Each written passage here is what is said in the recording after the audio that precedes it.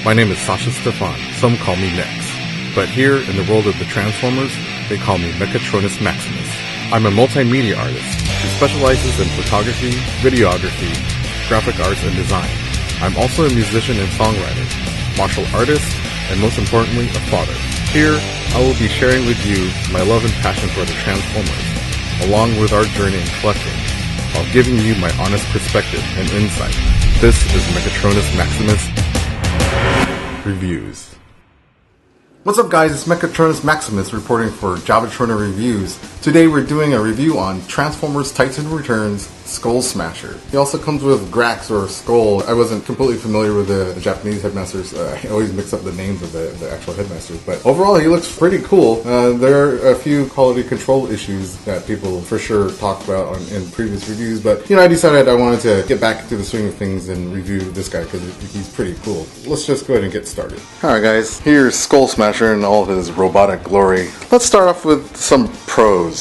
I really like how he looks. I mean, the aesthetics are great, and overall, he really does retain that G1 accurate look. He really does remind me of the Japanese headmasters, and that's a skull cruncher that I really enjoy. Now let's talk about a few of his cons. Now, it's not so much in his design or aesthetics, but like everyone complains about quality control. Mine isn't actually too bad, but people complain about super loose joints, particularly like in the hips, and I can understand that. One of my legs is more sturdy than the other one. That one holds itself, but this one is pretty loose.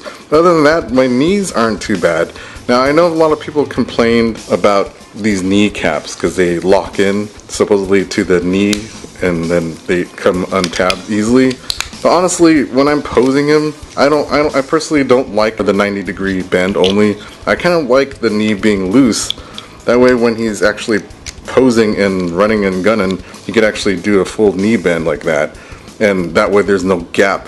There's less of a gap between his knee and his shin. As far as posing and like taking pictures of him, I actually like that. But other than that, I can understand why people complain about it not locking in all the way. But other than that, like sometimes people complain about the loose mushroom pegs that go into his thighs for swivel. This one is a little loose. Like I said, it depends on the figure, but this one's not as bad. It's not as loose. I mean, it's looser than the other Titan Returns figures I have, but honestly, it's minimal considering what other people are having to go through. But at the same time, like those kind of things on figures don't really bother me too much. People complain about loose head, wobbly head syndrome also. There's a way to get around that. People said his head is super loose. Mine isn't loose, but there's a reason why. When I plug in his head to his port, in robot mode, his head is actually twisted the other way around, like that. When I turn him to his head mode, his alt mode, I make sure to twist the head opposite direction, so his face is also facing forward. Sorry, the lighting is all off. So then when you plug that in, his head actually is less wobbly, but if you turn it the other way, like his usual way, it's definitely a lot looser. So yeah, spin his head around and reconnect, and he's a lot tighter. Let's just run through his articulation. His head twists left, right, 360 actually. It goes up a little bit, goes down a little bit, but it's more due to the connector port on the actual headmaster's head or connection. His arms go out, good 90 degrees. They spin 360 on a ball joint. Bicep swivel.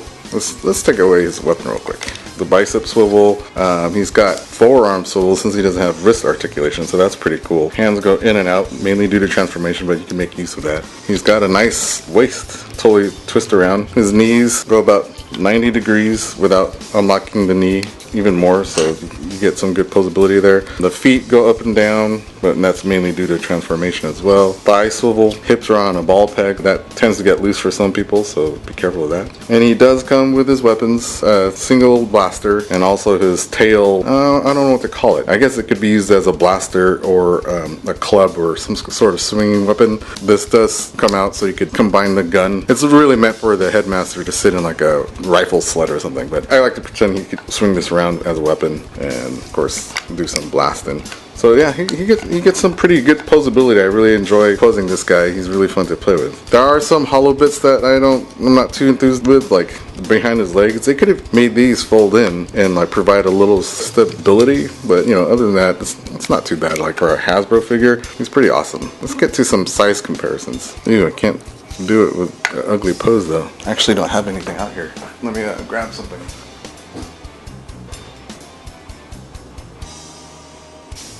Alright, here we have him with Wheelie. Javatronia had him out for review, so I might as well use him. And he scales pretty nice with Wheelie. I really like this Wheelie, by the way. I know it's not about Wheelie, but he's just awesome. Here he is with Cyclonus. Cyclonus is quite a bit taller. And here he is with Unique Toys Mania King. As you can see, he scales really good. Like, I know a lot of people wanted more to a Voyager class, you know, size, kind of like the third-party companies, but honestly, from Headmasters, Galvatron was bigger than most of them. So, you know, I'm cool with this scale. Here, I'll put him side by side so you can get a better idea. Now, Cyclonus, you know, he's supposed to be taller than Galvatron. So you can see he's well taller than Wheelie, but not even close to as tall as Voyager Galvatron. Alright, let's get to transformation.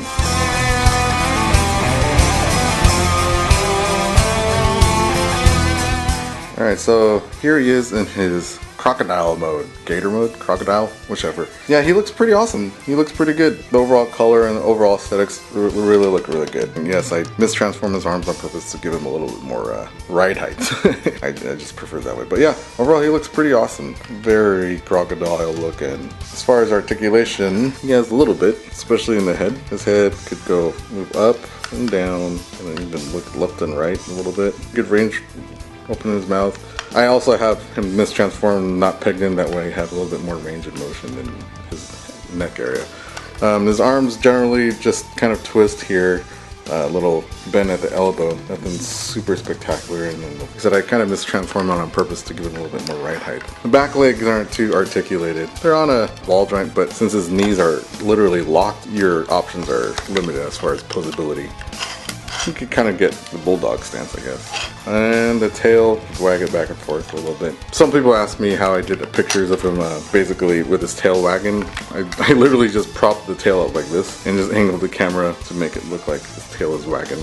So like, I think I did something like that. They're like, oh wow, I didn't know you could get that much articulation. But yeah, it's literally because I cheat coded. As far as accessories, you know, it has this blaster, which actually it's a pretty decent blaster. I might want to custom paint that, but you could add that to the port right here. Kind of ends up being the tip of his tail, and then that clips back on here. I'm laughing at myself right now because I sound like my son. My son does a lot of these pretend reviews with no camera, but his voice, I think I'm picking up a lot of his intonation. And then he's got this little rubbery flap back that opens up. There he is, Grax. Put him in a sitting position. He fits in there pretty decently, especially if you sit him correctly. You gotta make sure you bend his knees. I didn't realize. Okay, there you go. And that closes up pretty decently. Yeah, people complain about the rubber back door, but it's whatever.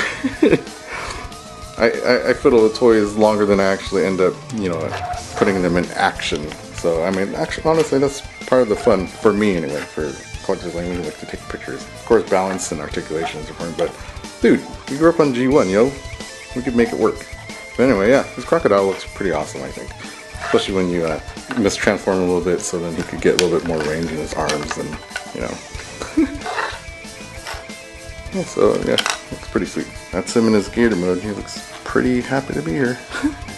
Now overall, Skullsmasher, I think he's totally worth the purchase. Like, I think we found him at either Target or Toys R Us for $16.99, and that's, you know, quite a bit for a deluxe, but at the same time, the deluxe prices have gone up, you know, around $18.99 to $20, you know, like last year. So, you know, $16.99 isn't too bad, and considering that the other alternatives, the third-party alternatives are, you know, upwards of $100 plus, you know, I'd say this guy, you know, it fits my needs perfectly. And, you know, I really think he's a quality figure considering Hasbro's recent releases in the past few years. So it looks like a step up for Hasbro, but overall I'm really satisfied and really happy with this figure. He's totally posable, and even though people have a lot of issues with his quality, like, honestly, it's not that bad. It's totally fixable, and you don't even need like future floor polish. Like, if you're too lazy, you could honestly just use paper towels in the joints. But anyway, this is Mechatronus Maximus reporting for Javatronia Reviews. Thanks, guys.